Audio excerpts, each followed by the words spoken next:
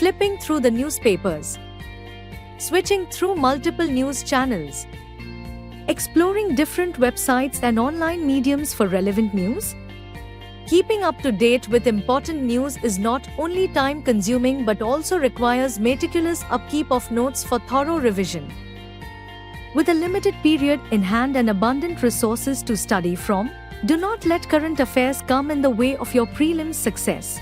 Join the PT 365 program by Vision IAS and advance in your preparation for current affairs. Starting on 9th January at 5 p.m., this 20-day course offers comprehensive coverage of 1 year of current affairs in 60 hours. Join for improved knowledge with complete coverage of the Hindu, Indian Express, PIB, Economic Times, Yojana, Economic Survey, etc. Doubt-clearing sessions and mentoring for thorough knowledge. Access to Sandhan personalized test with 25,000 plus questions. Access to live and online classes for flexibility in timing. It's time to devote your energy to smart learning and not running. Enroll today and excel in UPSC prelims with a strong command of current affairs.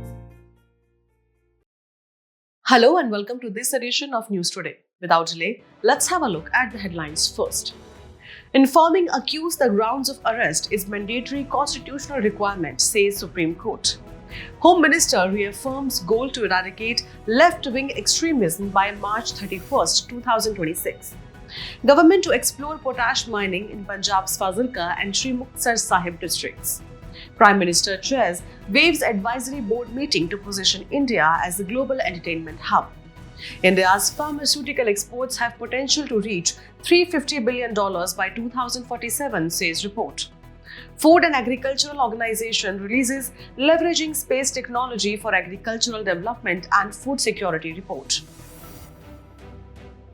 A significant ruling from the Supreme Court has reinforced a crucial constitutional safeguard for the accused. The apex court, in the case of Vihan Kumar versus State of Haryana, has held that it is unlawful for the police to arrest an individual without informing them of the legal grounds at the time of arrest. However, while such an arrest may be vitiated, the court has clarified that the investigation, charge sheet, and trial will remain valid. Moving forward, let's break down the key highlights of this important judgment. The Supreme Court emphasized that failing to inform an accused of the grounds of arrest violates their fundamental rights under Article 21 and 22 Clause 1 of the Constitution. Under Article 21, no person can be deprived of their liberty except in accordance with the procedure established by the law. Meanwhile, Article 22 Clause 1 explicitly states that every arrested individual must be immediately informed of the reasons for their arrest and has the right to consult and be defended by a legal practitioner of their choice. Taking this further, the court also underscored the significance of Section 50A of the Criminal Procedure Code (CRPC), now Section 47 of the Bharatiya Nyaya Sanhita or BNSS. This provision mandates that the accused person's friends, relatives, or a nominated person must be informed about the grounds of arrest. Non-compliance with Article 22 Clause 1 can also have serious legal consequences. The Supreme Court stated that failure to inform the accused of the reasons for their arrest can be grounds for granting bail, even overriding statutory restrictions. Another crucial aspect of this ruling is that the responsibility of proving compliance with Article 22 Clause 1 lies with the investigating officer or agency. If challenged, they must provide evidence that the accused was informed of the grounds of arrest in a language they understand. This ruling aligns with the previous Supreme Court judgments that have reinforced the need for clear communication of arrest grounds. In Pankaj Bansal versus Union of India and others of 2023, the court ruled that the grounds of arrest must be supplied in writing, including in cases under the Unlawful Activities Prevention Act 1967. Similarly, in Prabir Purkhas versus State NCT of Delhi 2024, the court reiterated that communication of arrest or detention grounds is sacrosanct and cannot be breached under any circumstances. With this ruling, the Supreme Court has once again affirmed the fundamental rights of individuals and reinforced accountability in law enforcement. Moving on, In a major development, the Union Home Minister has reaffirmed the government's commitment to eradicating left-wing extremism or LWE by March 31, 2026. This announcement follows a major counter-insurgency operation in Bijapur, Chhattisgarh, where security forces eliminated 31 extremists, marking a significant milestone in the fight against LWE. Let's delve into it. The Union Home Minister's statement comes as security forces continue to make substantial gains against left-wing extremism, commonly known as Naxalism in India. With its origin tracing back to the 1967 Naxalbari uprising in West Bengal, LWA is rooted in the ideology of use of violence and armed insurrection as means to capture state power. Over the years, India's Red Corridor, which comprises LWE-affected states such as Chhattisgarh, the most affected, Jharkhand, Odisha, Andhra Pradesh, Telangana, Maharashtra, and Kerala, has witnessed a significant decline in extremist activities. According to official data, the number of affected districts has dropped from 126 in 2013 to just 38 in 2024. Additionally, security forces have reported a sharp increase in the number of extremists arrested by 17%. Surrenders have increased 1.5 times, and deaths of insurgents have surged fivefold in 2024. The government has adopted a multi-pronged approach to tackle the issue, combining security operations with developmental initiatives. Under the National Policy and Action Plan to address LWE, approved in 2015, the government formulated the operational doctrine Samadhan in 2017 to intensify counter-insurgency efforts. Security-related measures include fortification of police stations under the Special Infrastructure Scheme or SIS, and an almost threefold increase in security spending for LWE-affected states, amounting to nearly 3,000 crore rupees. Several high-profile operations such as Operation Green Hunt, Operation Octopus, Operation Double Bull, and Operation Chakrabandh have led to significant successes in neutralizing extremist threats. Parallel to security measures, the government has emphasized infrastructure development and social welfare programs to address the root causes of extremism. In the last 10 years, more than 14,000 kilometers of roads have been constructed in LWE-affected areas. Education has also been a key focus, with 216 Ekalavya Model Residential Schools or EMRS approved to provide quality education. Furthermore, the Ministry of Home Affairs has been actively monitoring the Aspirational Districts program in 35 LWE-affected districts. For extremists willing to surrender, the government has introduced rehabilitation programs that include legal assistance, employment opportunities, education, and healthcare services to help them reintegrate into society. With these coordinated efforts, the government aims to completely eradicate left-wing extremism by March 31, 2026. While significant progress has been made, the road ahead remains challenging. The government is set to explore potash mining in Punjab's Fazilka and Sri Muktasar Sahib districts, marking a significant step towards reducing India's reliance on potash imports. Surveys conducted by the Geological Survey of India or GSI have also identified potash reserves in Rajasthan, further highlighting the country's potential in this sector. Potash is an impure combination of potassium carbonate and potassium K salts, with sylvanite being its principal ore. It plays a crucial role in agriculture as over 90% of potash is utilized as fertilizer. It is one of the three primary nutrients essential for plant growth, alongside nitrogen and phosphorus, collectively known as NPK. The ideal nutrient ratio for optimal plant growth is 4:2:1 or N::P::K. Beyond agriculture, potash is also used for water purification, where potash alum removes hardness and has antibacterial properties. Additionally, it finds application in industries such as glass ceramics, soaps and detergents, and explosives. Common types of potash fertilizers include sulfate of potash or SOP and muriate of potash or MOP. Potash derived from molasses or PDM is a 100% indigenous fertilizer classified under the Nutrient-Based Subsidy or NBS scheme, which provides subsidies to farmers based on actual nutrient content, including nitrogen, phosphorus, and potassium. Potash has been classified as a critical mineral under the Mines and Minerals Development and Regulation Amendment (MMDR) Act of 2023. Potassium plays a vital role in crop production, contributing to various plant functions. It increases plant vigor and enhances resistance to diseases and low temperatures. Additionally, potassium is involved in the movement of nutrients through plants and is essential for sugar and starch formation. It also promotes healthy root systems and is recognized as the quality nutrient due to its role in improving overall crop health.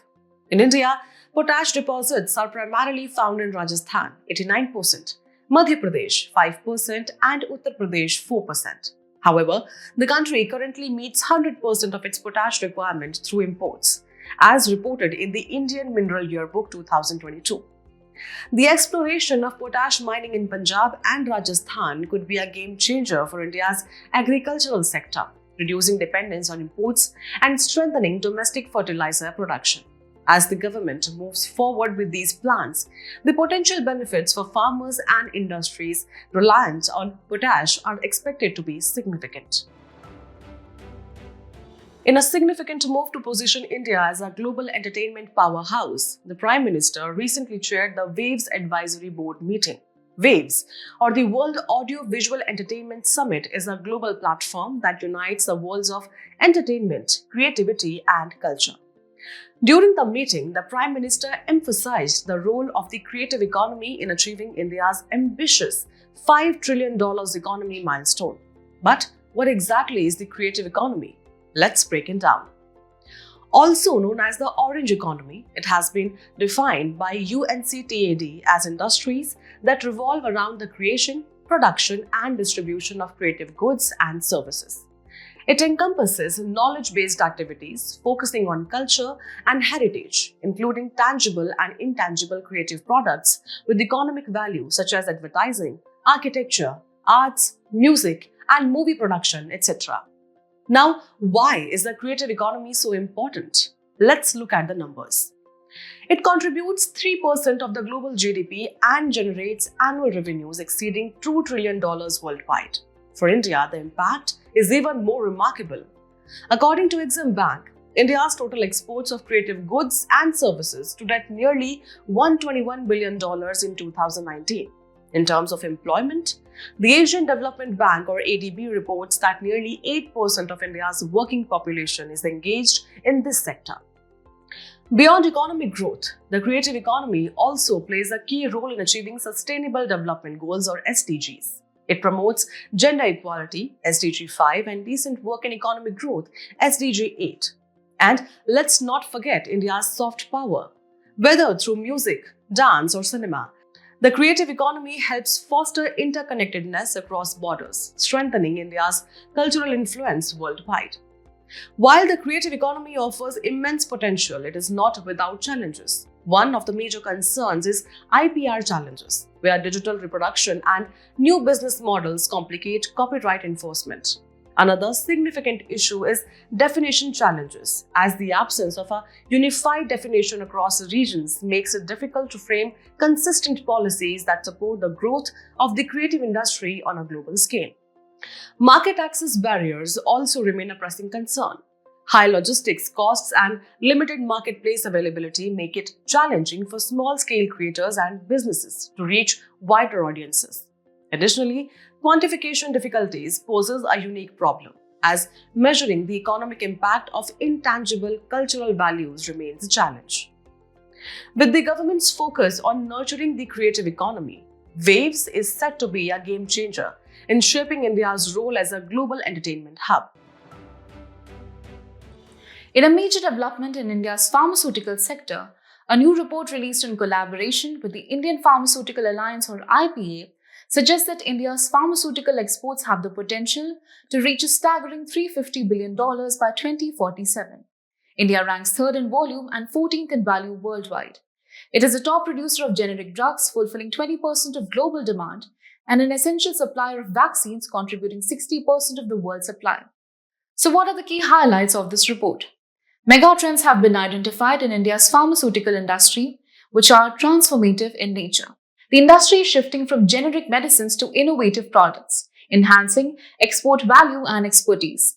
Investments in research and development are increasing with a strong focus on maintaining global quality standards. Efforts to localize pharmaceutical production are gaining momentum, supported by India's Make in India initiative. Regulatory processes are being simplified to facilitate global approvals, while the digital and AI adoption is revolutionizing various aspects of the pharmaceutical value chain. These trends collectively shape the future of India's pharmaceutical sector, ensuring growth and global competitiveness. Now, let's take a look at several opportunities in key areas. First, active pharmaceutical ingredients or APIs. With China's dominance in API exports declining due to policies like the US Biosecure Act, India is in a strong position to capture 20 to 30% of China's lost market share thanks to its cost advantages. APIs are the biologically active components in drugs that produce the intended therapeutic effect. Next, biosimilars. Currently, India's pharma holds less than 5% of the global biosimilars market, which is estimated to be around $30 billion. However, India is actively leveraging initiatives such as the National Biopharma Mission and the expansion of Genome Valley in Telangana to strengthen its position. Biosimilars are medicines that closely resemble biologic drugs produced using living systems like yeast, bacteria, or animal cells, offering similar structure and function. Moving on to vaccines, while India has a strong focus on affordable vaccines, its penetration in high-income markets remains limited. To change this, the aim is to increase its global vaccine market share from 1.5% to 8% by 2047 through innovation and brand-building initiatives. In summary, this report highlights India's immense potential in pharmaceuticals, with strategic moves in APIs, biosimilars, and vaccines paving the way for substantial growth. The Food and Agriculture Organization or FAO, in collaboration with the United Nations Office for Outer Space Affairs, has released a comprehensive report titled Leveraging Space Technology for Agricultural Development and Food Security. This report highlights the challenges and opportunities within various segments of the space sector for agricultural applications. Now, let's first look at the role of space technology in agriculture. Space technology plays a crucial role through various advanced systems. Optical Earth observation satellites are used for effectively assessing crop damage, while synthetic aperture radar penetrates cloud cover and is beneficial for monitoring pre- and post-disaster situations. LiDAR technology aids in precision farming and helps assess soil erosion risk. GNSS systems provide precision positioning, enhancing farming techniques to increase yields and reduce costs. Furthermore, the integration of Earth observation and GNSS data contributes to addressing food insecurity by improving agricultural planning and resource management. The FAO's latest report underscores the growing importance of space technology in addressing global agricultural challenges. It categorizes space sector involvement into three key segments: upstream, midstream, and downstream, each presenting unique challenges and opportunities in agricultural development and food security. In the upstream segment, which focuses on space infrastructure development, challenges include heavy reliance on external support for satellite development and stagnation in remote sensing innovations. However, opportunities exist through capacity building initiatives like Access to Space for All and the BIRDS project, which focuses on enhancing national capabilities in mission planning and satellite development. These efforts are particularly valuable for missions focusing on agricultural applications. In the midstream segment, which focuses on data processing, storage, and management, limited access to Earth observation and GNSS data, along with data inconsistencies due to overlapping platforms, pose significant challenges. To address these, initiatives such as the European Space Agency's Copernicus Open Access Hub and NASA's Earth Data are working to streamline data sharing and improve accessibility, reducing duplication and enhancing efficiency. And lastly, in the downstream segment, which focuses on practical agricultural uses, including monitoring crop and land conditions, one of the major challenges is the presence of agricultural monitoring gaps, such as missing crop calendars, meteorological data, and comprehensive cropland maps. Collaborative efforts including the GeoGlam initiative and ESA's World Serial Program aim to improve data standardization and availability. With advancements in space technology playing a crucial role in agriculture, this report sheds light on the importance of collaboration and innovation to address food security challenges. As governments and organizations continue to leverage these technologies, the future of agricultural monitoring and development looks promising. In today's Place in News, we turn our attention to Namibia with its capital Windhoek. The nation is mourning the loss of its first president and founding father, Sam Nujoma, who has passed away at the age of 95. Now, let's take a closer look at Namibia's political and geographical features. Located on the southwestern coast of Africa, Namibia shares its borders with Angola to the north, Zambia to the northeast, Botswana to the east, and South Africa to the southeast and south.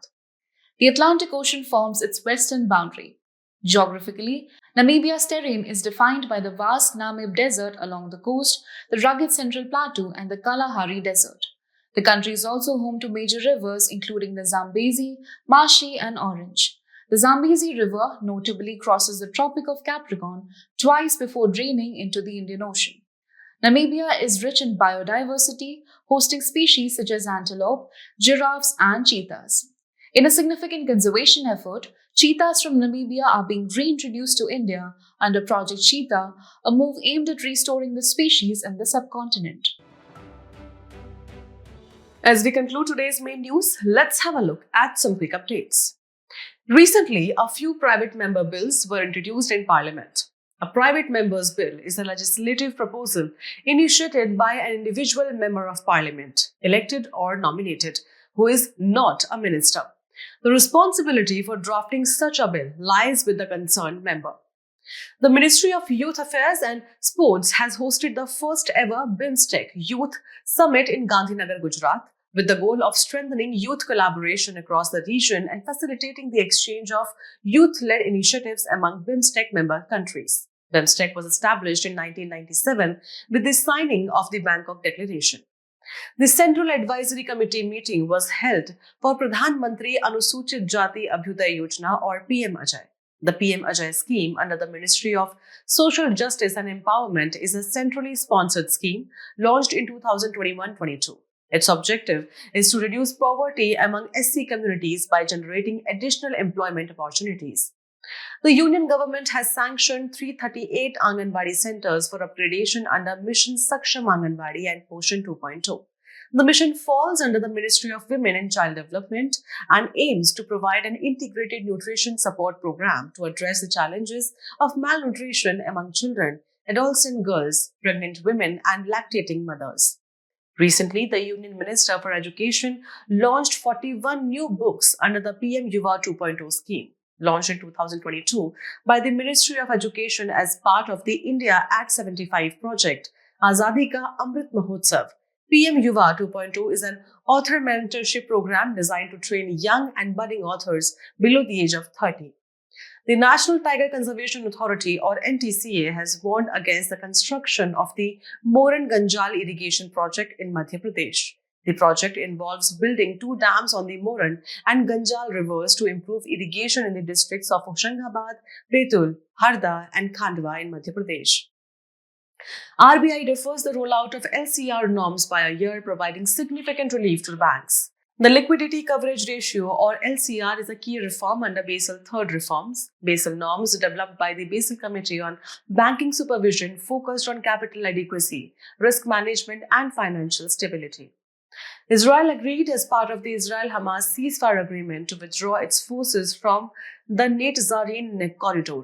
The 6-kilometer-long stretch controls key access points between Gaza's north and south. The corridor extends from the Israeli border in the east to the Mediterranean Sea in the west. Before we sign off, let's challenge your understanding in today's installment of Test Your Learning.